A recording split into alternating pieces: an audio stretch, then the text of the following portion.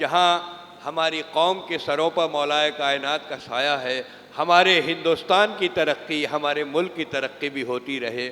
ہم اس وقت اب جس دور سے گزر رہے ہیں، اس وقت ہمارے نوجوانوں پر بہت فرض ہے کہ ہم اپنے ملک کے لیے بھی کچھ کریں، اور یہ بھی کچھ کرنے کا ہی جذبہ ہے کہ ان روحانی اور ایمانی محفلوں میں ہم دعا تو کرتے ہی ہیں کہ ہمارا دیش آگے بڑھتا رہے۔ آئیے اس سلسلے کو آگے بڑھاتے ہیں، کیونکہ مولائے کائنات کی ذات بڑی عجیب و غریب ذات ہے، اور ان کے در پر جو آتا ہے، بقول کنور مہندر سنگھ بیدی کہ ہوں کسی دین کے بھی قائل کردار تو ہیں، ہم ثنا خانے شہ حیدر کرار تو ہیں۔ تو اس وقت ہمیں کردار مولا کو آگے لے کے جانا ہے۔ ہمارے درمیان جو اس وقت علماء تشریف لائے ہیں، ان میں مولانا اختر عباس صاحب جون بہت اس وقت پوری ہماری قوم کی نمائندگی کرنے والے بہترین عالم اور بہترین خطیب۔ میں مبارکباد دیتا ہوں حسنین صاحب کو کہ جون صاحب کو انہوں نے یہاں دعوت دی، اور اہل بجنور کو مبارکباد دیتا ہوں کہ ان کے درمیان مولانا اختر عباس صاحب آج موجود ہیں۔ اسی طرح قاضی ماجد علی صاحب جو قاضی شہر ہیں ہمارے بجنور کے، وہ بھی ہمارے درمیان ہیں، اور شارب علی صاحب جو سی جی ایم ہیں اسی بجنور میں، ہمیں ناز ہے ان کی ذات پر بھی۔ تو میں سب سے پہلے اس وقت یہ نعت پڑھ رہے تھے رضوان صاحب، تو ہمارے درمیان مولانا ذیشان حیدر رضوی صاحب جو امام جمعہ ہیں بخارا سادات بجنور کے، وہ بھی تشریف لے آئے، اور مولانا خورشید عباس صاحب بھی تشریف لے آئے۔ میں ان تمام علماء کا، تمام شعراء کا، آپ سامعین کا، آپ مولا کے عاشقین کا بس یہ سمجھتا ہوں کہ یہ اعجاز مولا ہی ہے جو اعجاز علی حال میں اس وقت آپ یہاں موجود ہیں۔ میں سب سے پہلے قبلہ مولانا اختر عباس جون صاحب سے گزارش کر رہا ہوں کہ سیرت مولائے کائنات کے سلسلے میں اپنے ارشادات سے ہمیں نوازیں۔ ہمارے درمیان لکھنؤ سے تشریف لائے ہیں۔ میں نہایت ادب و احترام کے ساتھ مولانا کی خدمت میں گزارش کر رہا ہوں تشریف لائیں، اور اپنے نثری قصیدے سے، اپنی نثری خطابت سے مولائے متقیان کی بارگاہ بے کس پناہ میں اپنی حاضری درج کرائیں۔ بہترین خطابت ہوتی ہے۔ قبلہ مولانا اختر عباس صاحب جون، سماعت فرمائیں۔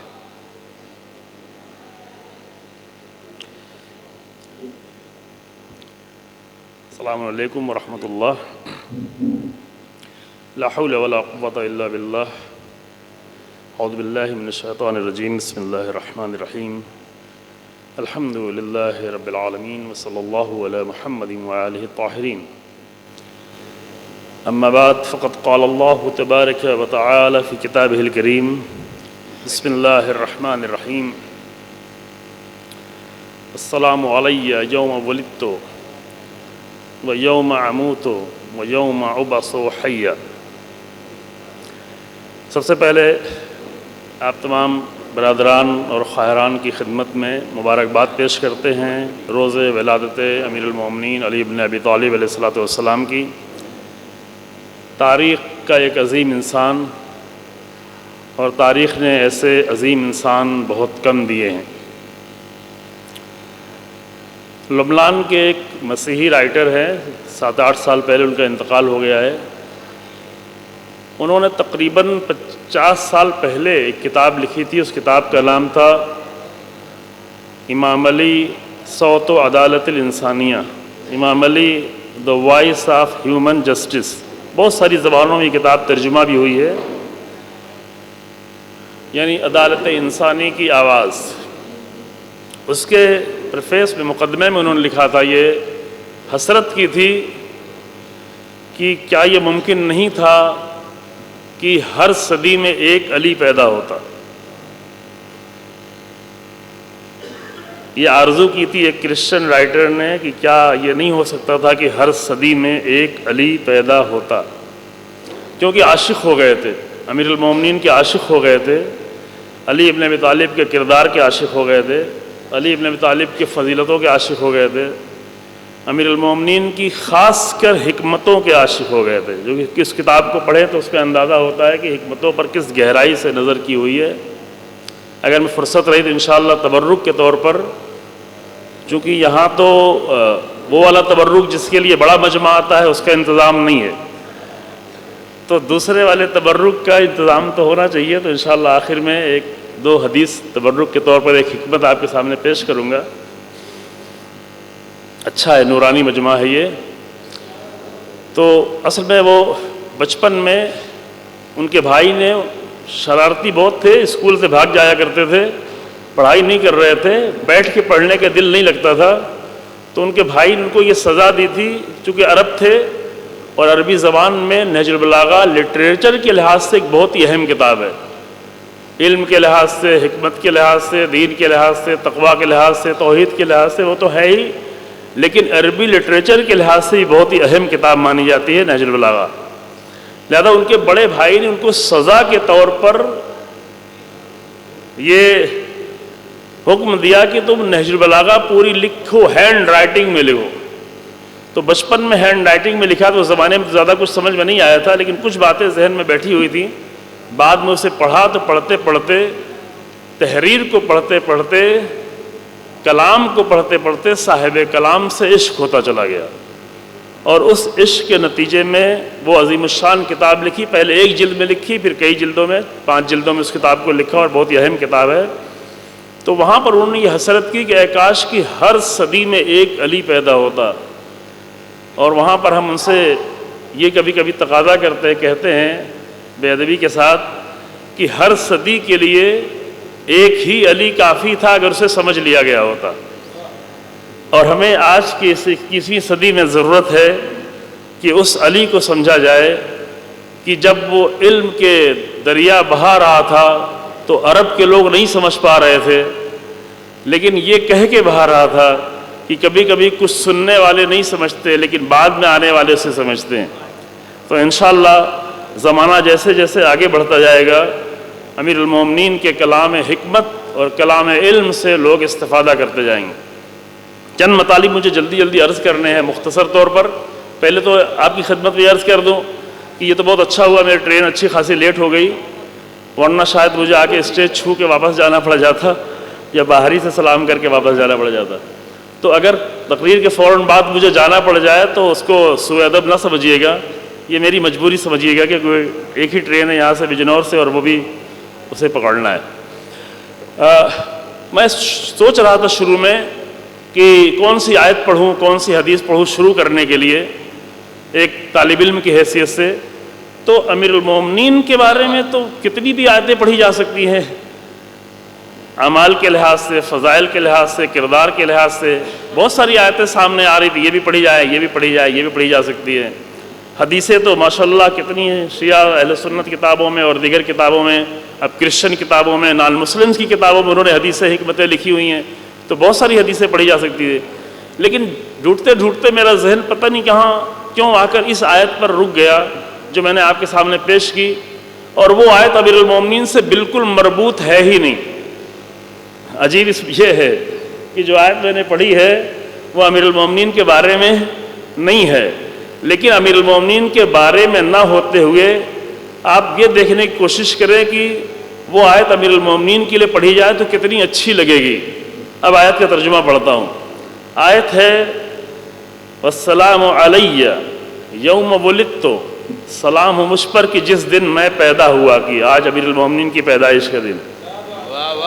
سلام ہو مجھ پر کہ جس دن، ابھی میں واقعہ پیچھے بتا رہا ہوں جلدی سے کہ کب کے واقعہ ہے، اور قرآنی بات ہے، شک و شبہ کی کوئی بات نہیں ہے، یقینی ہے، بائبل میں بھی ہے، صرف قرآن میں نہیں ہے. والسلام علیہ یوم ولدت ویوم اموت، اور اس دن پر بھی سلام، اس دن بھی مجھ پر سلام کہ جس دن میں یہاں سے اٹھوں گا. ویوم ابعث حیا، اور جس دن دوبارہ پھر اٹھایا جاؤں گا. تو مجھے لگتا ہے کہ تاریخ میں 2 ہی انسان ایسے ہیں کہ جن کی زندگی کا آغاز بھی بہت ہی عجیب ہے اور زندگی کا انجام بھی بہت ہی قابل ذکر ہے. اگر دونوں کو ملا دیا ہے، انجام و الگ الگ دیکھا جائے تو آغاز کے لحاظ سے ممکن ہے کوئی اور بھی ہو، بہت بڑی شخصیت تاریخ میں، جیسے سب سے عظیم شخصیت رسول اللہ کی ہے. انجام کے لحاظ سے اگر صرف دیکھا جائے تو حسین ابن علی جیسی تاریخ بھی کوئی شخصیت نہیں ہوگی جس کا انجام اور روز شہادت عاشور کا دن قرار پایا.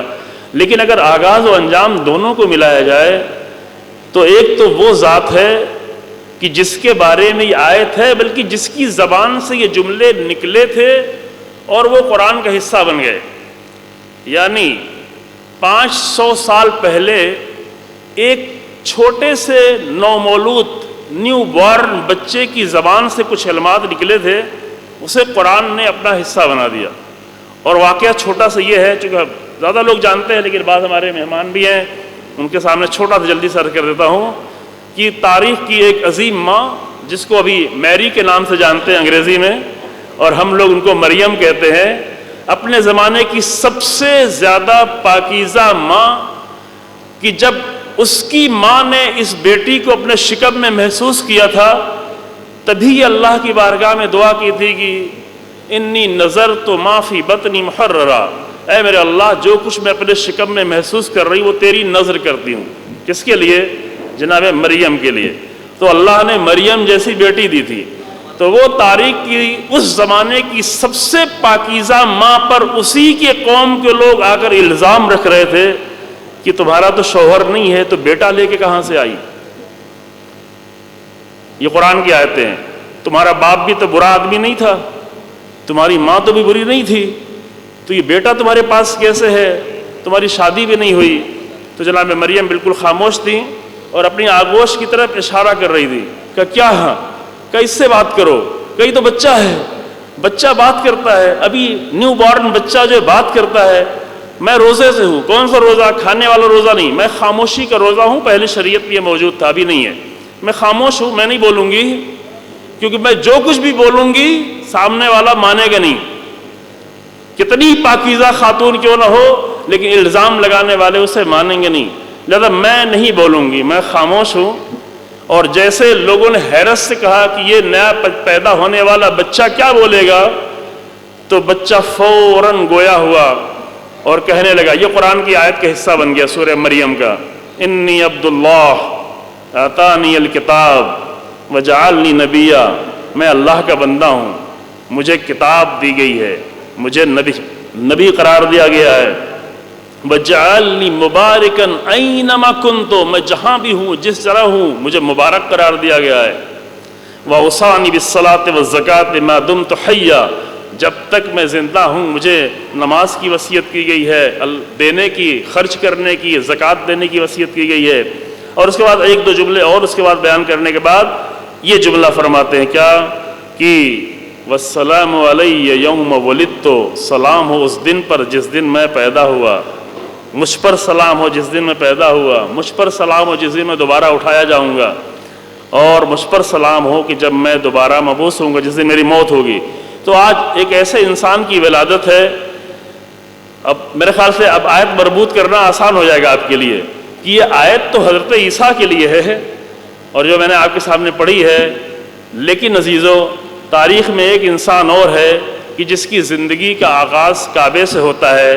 سلام ہو اس پر اور اس دن پر جس دن اس کی ولادت ہوئی، اور جس کی زندگی کا انجام مسجد میں ضربت کے ذریعے سے ہوتا ہے. تو سلام ہے اس دن پر جس دن یہ ضربت لگائی گئی اور اس ذات پر اور اس سر پر. خوب، یہاں تک آنے کے بعد ایک دو مطلب میں جلدی سے بیان کرنا چاہتا ہوں اور وہ اہم ہے. آپ لوگ بہت ہی اچھے طریقے سے سن رہے ہیں، انشاءاللہ آخر تک ایسے ہی سنیں گے غور سے. اور کبھی کبھی ہم گزارش کرتے ہیں مجلسوں میں، یہاں تو وہ مزاج بھی نہیں ہے، لیکن ابھی ہماری مجلسوں کے مزاج یہ ہوگا، وہاں تعریف بہت زیادہ ہوتی ہے، واہ واہ بہت زیادہ ہوتی ہے. تو ہم کبھی کبھی یہ گزارش کرتے ہیں مجلسوں میں بھی کہ اتنا جذباتی ماحول نہیں بنائیں، اچھا نہیں ہے. خاص کر امیر المومنین جیسے صاحب عقل کا ذکر ہو تو جذبات کم ہوں، عقل زیادہ استعمال ہو، اور عقل کی زیادہ ضرورت ہوتی ہے. اور اگر آپ میری تعریف کریں گے تو میرا کوئی بھی فائدہ نہیں ہوگا، تعریف نہیں کریں گے تو میرا کوئی نقصان نہیں ہوگا، لیکن اگر سوچیں گے نہیں تو آپ کا نقصان ضرور ہو جائے گا. اس لیے چند باتیں سوچنے کے لیے ہیں. 4 سال پہلے ایسے ہی ایک پروگرام تھا علی گڑھ مسلم یونیورسٹی میں، علی ڈے کے نام سے ہوتا ہے، شاندار ایک پروگرام کینیڈی ہال میں. تو وہاں پہ ایک تقریر میں ایک بات کہی تھی، میں جلدی سے اس کو ایک بات کو دہرا کے پھر ایک مطلب اور بیان کرنا چاہتا ہوں. بات یہ تھی، چونکہ اہم بات اس لیے دہرا رہا ہوں، مسئلہ یہ ہے عزیزو کہ تاریخ کے جو عظیم انسان ہوتے ہیں، عظیم لوگ، ان کے ساتھ دو مشکل ہوتی ہے۔ ایک مشکل یہ ہوتی ہے کہ ان کو اپنے زمانے کے لوگ نہیں پہچان پاتے۔ معمولی لوگوں کو سب پہچان لیتے ہیں، ہم جیسے طالب علم کو ہر آدمی جانے کیا طالب علم ہے، چند چیزیں پڑھا ہوا ہے، کبھی تقریر کر دیتا ہے، لیکن تاریخ کے جو عظیم لوگ ہوتے ہیں وہ اپنے زمانے میں بہت مظلوم رہ جاتے ہیں، کیا کہنے، ان کو ان کے زمانے کے لوگ نہیں پہچان پاتے۔ واہ واہ، بہت سال گزر جانے کے بعد دھیرے دھیرے لوگ پہچانتے ہیں کہ یہ کیسا انسان تھا۔ مثلا سقراط کو اس کی بیوی نہیں پہچانتی تھی، اب سقراط کو گزرے ہوئے 2500 سال ہو گیا، آج کا ہر پڑھا لکھا آدمی سقراط کو جانتا ہے، پہچانتا ہے، لیکن 2450 سال پہلے کے سقراط جب لوگوں کے سامنے درس دے رہے ہوتے تھے تو ان کی بیوی ان کا مذاق اڑا کہتی تھی کیا دیوانگی ہے، کیا چلوں کو بیٹھ کے باتیں کرتے رہتے، یہ کس طرح کی باتیں کرتے رہتے، تو نہیں پہچانتے لوگ، واقعا نہیں پہچانتے۔ تو یہ تو عام طور سے عظیم انسانوں کی مشکل یہ ہے، ان کے ساتھ مشکل ہے کہ اس زمانے کے لوگ نہیں پہچانتے، لیکن علی ابن ابی طالب وہ ذات ہے کہ جس کو ابھی 1400 سال گزرنے کے بعد بھی ہم لوگ نہیں پہچان پائیں، اور کہیں اور زیادہ پہچاننے کی ضرورت ہے۔ نہ پہچاننے کی دلیل دوسری ہے جو اس کے بعد والا مطلب بیان کر رہے ہیں، وہ بھی عظیم انسانوں کے ساتھ پیش آتا ہے، اور وہ یہ ہے کہ پہچاننا اگر تھوڑا شروع کرتے ہیں تو یا تو حد سے آگے بڑھ جاتے ہیں یا حد سے پیچھے رہ جاتے ہیں۔ حد سے آگے بڑھتے ہیں تو وہ جو اپنی بندگی پہ فخر کرتا تھا اسے خدا بنانے لگتے ہیں، سمجھ رہے ہیں؟ عظیم انسانوں کی بات ہو رہی ہے، گھٹیا لوگوں کی بات نہیں ہو رہی، معمولی لوگوں کی بات نہیں ہو رہی۔ ابھی تو ہمارے زمانے میں ممکن ہے بہت ہی گھٹیا لوگوں کو بھی خدا بنانے کی کوشش کی جائے، ممکن ہے، ابھی یہ صرف عظیم انسانوں کی۔ پس لوگوں کی بات اگر آئے تو راحت اندوری کے ایک شعر ہے کہ میں ایسے شخص کو انسان بھی نہیں سمجھا کہ جس کو لوگ لگے ہیں خدا بنانے میں، تو یہ مسئلہ الگ ہے۔ لیکن ہاں عظیم لوگوں کے ساتھ یہ مشکل پیش آتی ہے کہ وہاں پر لوگ یا تو حد سے آگے بڑھ جاتے ہیں یا حد سے پیچھے رہ جاتے ہیں۔ جب حد سے آگے بڑھتے ہیں تو جو اپنے پروردگار کی سب سے زیادہ گہرائی سے بندگی کرتا تھا اس کو خدا بنانے لگتے ہیں، یہ بڑی مشکل ہے۔ اور اگر حد سے پیچھے ہٹ جاتے ہیں تو اس کو نہ سمجھنے کی وجہ سے اس کے دشمن ہو جاتے ہیں، عظیم انسانوں کے دشمن ہوتے ہیں۔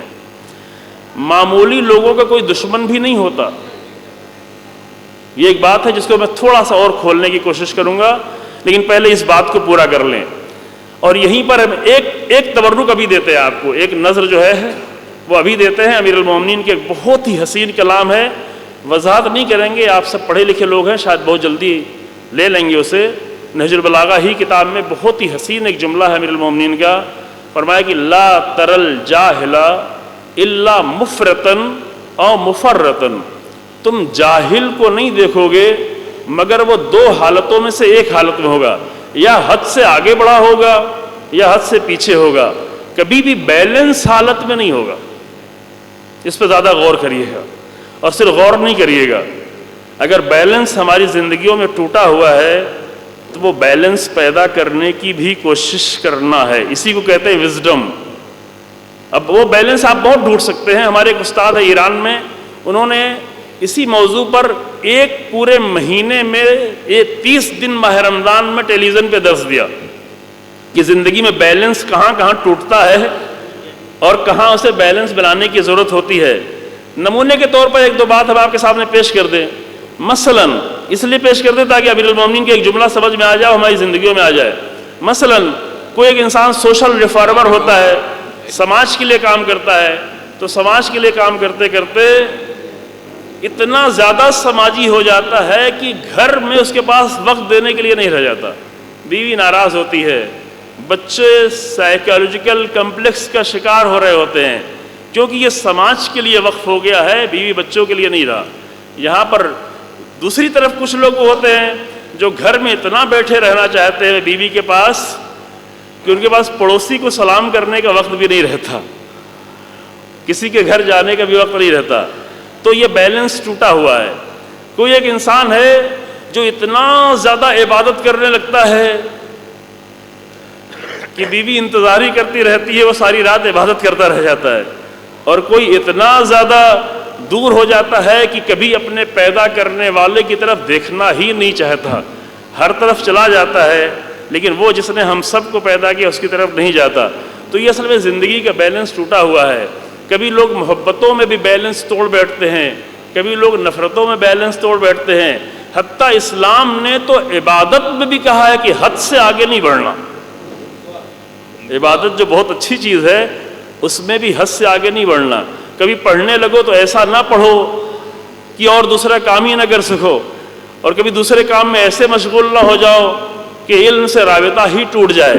تو زندگی کے ہر مرحلے میں ایک بیلنس ہونا لازم ہے، اور جب کوئی چیز بیلنس میں ہوتی ہے تو وہی اچھی لگتی ہے۔ اگر بیلنس میں نہیں ہو تو وہاں سے حسن خراب ہونے لگتا ہے۔ اگر یہ اسٹیج بیلنس میں نہ ہو، یہ بلڈنگ بیلنس میں نہ ہو، دنیا بیلنس میں نہ ہو، تو وہاں سے خرابی پیدا ہونا شروع ہوتی ہے۔ اور بیلنس جو توڑا گیا ہے وہ خود امیر المومنین کے بارے میں بعض لوگوں نے توڑا ہے کہ لوگ کبھی حد سے آگے بڑھتے ہیں اور کبھی حد سے پیچھے رہتے ہیں۔ اب اس حدیث کو آپ کتنا اپنی زندگی میں لانے کی کوشش کریں گے وہ آپ کا مرحلہ ہے، لیکن امیر المومنین نے یہ طے کر دیا کہ ممکن ہے کہ ڈگریاں ہمارے پاس کتنی ہی زیادہ کیوں نہ ہوں، لیکن اگر بیلنس ٹوٹا ہوا ہے تو ڈگری کتنی بھی ہوگی لیکن جاہل کہے جاؤ گے، کیونکہ فرمایا لا ترل جاہل الا مفرطن و مفرطن، جاہل ہمیشہ حد سے آگے بڑھا ہوتا ہے یا حد سے پیچھے رہ جاتا ہے۔ ٹھیک ہو، اب میں اس کے بعد والا مطلب آپ کے سامنے عرض کرنا چاہتا ہوں کہ جو مشکل پیش آتی ہے عظیم انسانوں کے ساتھ، عظیم انسانوں کے ساتھ دوسری مشکل یہی پیش آتی ہے کہ اس کے بارے میں بھی لوگ حد سے آگے بڑھ جاتے ہیں، بہت زیادہ حد سے آگے بڑھ جاتے ہیں۔ کل میں جموں میں تھا، ایک محفل تھی، ایسی نہیں تھی، بہت جذباتی محفل تھی، اور ہماری طرف کی ادھر ہی ایک شاعر گئے ہوئے تھے، شعر پڑھ رہے تھے، اور شعر پڑھتے پڑھتے کہیں تک پہنچ گئے، جذبات کی روح میں اتنا بہا لے گئے پورے مجمع کو کہ لوگوں کو فرق کرنا مشکل ہو گیا کیا صحیح ہے اور کیا غلط ہے، صرف ہر بات پر واہ واہ کر رہے تھے، واہ واہ کر رہے تھے، اور بیچ میں وہ کہہ رہے تھے کہ مولانا آپ بھی تائید کریے گا۔ تو بعد میں نے ان سے عرض کیا کہ آپ امیر المومنین کے فضائل بیان کر رہے تھے، تو فضائل بیان کرنے میں ہم جیسے معمولی طالب علموں کو تائید کرنے کی ضرورت نہیں ہے، کیونکہ فضائل کی تائید تو اللہ کرے گا، رسول اللہ کریں گے، ملائکہ کریں گے، تاریخ کے عظیم لوگ کریں گے۔ لیکن شعر پڑھتے پڑھتے انہوں نے ایک شعر اور پڑھا، وہ بیلنس ٹوٹنے کی میں مثال دے رہا ہوں۔ بہت سارے شعر پڑھتے پڑھتے ایک شعر یہ پڑھا کہ آج کعبے میں نصیری کا خدا آیا ہے۔ واہ واہ، آج کعبے میں نصیری کا خدا میں ٹھہرا ہوں کہ دیکھیں جی، پھر ان سے میں نے کہا کہ بھائی، بعد میں نے آ کے کہا کہ بھائی آپ کے تمام اشعار کی تائید تو ہو سکتی ہے لیکن اس ایک مصرے کی تائید نہیں ہو سکتی، اور آپ سے یہ گزارش کرتے ہیں کہ آپ اپنے شعر کے ذریعے سے نصیریوں کی تائید نہ کریں۔ تو وہ بڑے بےادب تھے شاعر، انہوں نے نیچے ہی سے کہا کہ میں اس شعر کو حذف کر دوں گا، میں اس شعر کو ہٹا دوں گا، کیونکہ یہ تو کہے کہ انسان گزر جائے کہ نصیری کی خدا کہہ رہے ہیں، اپنا خدا تو نہیں کہہ رہے ہیں، لیکن سامنے والا مجمع اسی بات پر واہ واہ کر رہا ہے، کہیں اس کے ذہن میں کچھ نہ کچھ تو مسئلہ ہو رہا ہے نا، کہ کیوں ایک ایسے انسان کو جس کی بندگی جیسی بندگی تاریخ میں کسی نہ کی ہو رسول اللہ کے سوا، اسے خدا کیوں بنانے پہ لگے ہوئے ہو؟ یعنی یہ کہ بیلنس ٹوٹ گیا ہے، بندے کو خدا نہیں بناؤ، اور بندے کو خدا وہی بناتے ہیں جو بندگی کے مقام کو نہیں جانتے۔ ٹھیک خوب، اب اس کے بعد ایک مطلب آخری آپ کے سامنے عرض کرنا چاہتے ہیں، اور وہ اسی سے مربوط ہے، موضوع سے ہٹ کر نہیں ہے، بعد میں ایک حدیث بھی سنانا ہے آپ کے سامنے، اور وہ یہ عزیزو کہ امیر المومنین علی بن ابی طالب علیہ السلام کے بارے میں دو طرح کے لوگ ہمیشہ تاریخ میں نظر آئے ابتدا سے، اور اس پہ زیادہ غور کریں گے، اور وہی بات ہے جو میں نے ایک جملہ کہا ہے اسی کی وضاحت کے طور پر۔ ایک تو بہت زیادہ محبت کرنے والے، بہت زیادہ، یعنی جس نے بھی تھوڑا قریب سے پہچانا، جب بھی ہمارے جیسے بھائی ہمارے برادر جو ہے، نام میں یہاں دیکھ لیتا ہوں، ڈاکٹر سوریا منی، بہت خوبصورت باتیں کر رہے تھے یہاں پر، امیر المومنین کی زندگی کے کچھ پہلو کو دیکھا، عشق ہو گیا، آ کر دل سے وہ باتیں کہہ رہے تھے۔ اور کسی بھی تاریخ کے اچھے انسان کو دیکھا جاتا ہے، جب اس کی خوبیوں کو دیکھا جاتا ہے تو وہاں مذہب نہیں دیکھا جاتا، وہاں دھرم نہیں دیکھا جاتا، وہ خوبیاں انسان کو عشق کرنے پر مجبور کرتی ہیں، محبت کرنے پر مجبور کرتی ہیں۔ اور یہ قرآن کا ایک فارمولہ بھی جلدی سے، میں نے سوچا نہیں تھا لیکن قرآن کا ایک فارمولہ جلدی سے آپ کے سامنے بتا دوں۔ قرآن کہتا ہے یا ایھا الذین آمنوا ان الذین آمنوا وعملوا الصالحات سیجعل لهم الرحمن ودا۔ اگر کسی انسان میں دو صفتیں ہوں، ایک یہ کہ وہ انسان مومن ہو، یعنی شک و شبہ والا انسان نہ ہو، بھروسے مند انسان ہو، ٹھہرا ہوا انسان ہو، دوسرے اچھے کام کرتا ہو، عمل الصالحات، اچھے کام کرتا ہو، اس کا عمل اچھا ہو، اس کا کیریکٹر اچھا ہو، تو سیجعل لهم الرحمن ودا، تو اللہ اس کی مودت اور محبت لوگوں کے دلوں میں ڈال دیتا ہے۔ یہ فارمولہ کسی ایک قوم کے لیے نہیں ہوتا، جیسے میتھمیٹک کا فارمولہ تو کسی ایک انسان کے لیے نہیں ہوتا، کسی ایک ٹیچر کے لیے نہیں ہوتا، اس فارمولے کو جو بھی اپنائے گا اس کا رزلٹ ملنے والا ہے۔ قرآن میں بھی اصلی نور جو پایا جاتا ہے وہ قرآن کے فارمولے ہیں۔ جیسے قرآن کا ایک فارمولہ ہے کہ لیس للانسان الا ما سعی، انسان کے لیے کچھ نہیں ہے صرف اتنا ہی ہے جتنا اس نے کوشش کی ہے، ایک فارمولہ ہے۔ اب کوشش جو بھی کرے گا اسے فارمولے کا نتیجہ مل جائے گا۔ دنیا کے لیے کوشش کرے گا دنیا مل جائے گی، علم کے لیے کوشش کرے گا علم مل جائے گا، پیسے کے لیے کوشش کرے گا پیسہ مل جائے گا، عزت کے لیے کوشش کرے گا عزت مل جائے گی، لیکن کوشش لازم ہے، جو کوشش کرے گا وہ مل جائے گی۔ یہ قرآن کا فارمولہ ہے۔ یہ فارمولہ دوسرا ہے کہ جس انسان میں دو صفت ہو، ایک یہ کہ اس کے اندر ایمان پایا جاتا ہو، دوسرے کہ اس کے اندر صفات، کیریکٹر اور کوالٹیز اچھی پائی جاتی ہوں، تو اللہ لوگوں کے دلوں میں اس کی محبت ڈال دیتا ہے، اور وہ محبتیں ہر ایک کرتے ہیں۔ یہ نہیں دیکھتے کہ میرا پڑوسی مسلمان ہے کہ ہندو ہے، یہ دیکھتے ہیں کہ اچھا انسان ہے کہ نہیں ہے، بھروسے کے لائق ہے کہ نہیں ہے، محبت کرتے ہیں لوگ۔ کبھی کبھی اگر یہ دو صفتیں نہیں پائی جاتی تو اپنے گھر کے لوگ بھی نفرت کرنے لگتے ہیں، بلکہ وہ ذات کہ جس کو ایک نکاح کے ذریعے سے سب سے زیادہ قریب کر دیا گیا تھا، وہ نفرت کر کے طلاق لے کے چلی جاتی ہے اگر کوالٹیز نہ پائی جاتی ہوں، اور اگر کوالٹیز پائی جاتی ہوں تو بہت دور کا انسان، دوسرے دھرم کا انسان 10 سال 20 سال بعد بھی ملاقات ہوتی ہے تو کہتا آپ کے دادا بڑے اچھے انسان تھے، بڑے اچھے انسان تھے۔ تو یہ مسئلہ کوالٹیز کا ہے۔ اب یہاں پر بھی ایک حکمت مجھے اور یاد آ رہی ہے، ایک تبرک بڑھ گیا آپ لوگوں کا، میں ٹائم اپنا تمام کر دوں گا۔ امیر المومنین کے ایک جملہ اور ہے، نہج البلاغہ میں ہے، فرماتے خالط الناس مخالطۃ، لوگوں میں اس طریقے سے مل جل کر رہو، غور سے سنیں، لوگوں میں اس طریقے سے مل جل کر رہو کہ ان عشتم ما حن علیکم، کہ جب تک تم زندہ رہو تو لوگوں کو تم سے ملنے کا شوق ہو، تڑپ ہو کہ ملیں، ملاقات ہو جائے۔ ایسا نہ ہو کہ فٹ پاتھ سے گزر رہے ہیں تو رخ موڑ کے چلا جائے گا، نہیں جانے دو، یہ انسان ملنے کے لائق نہیں ہے۔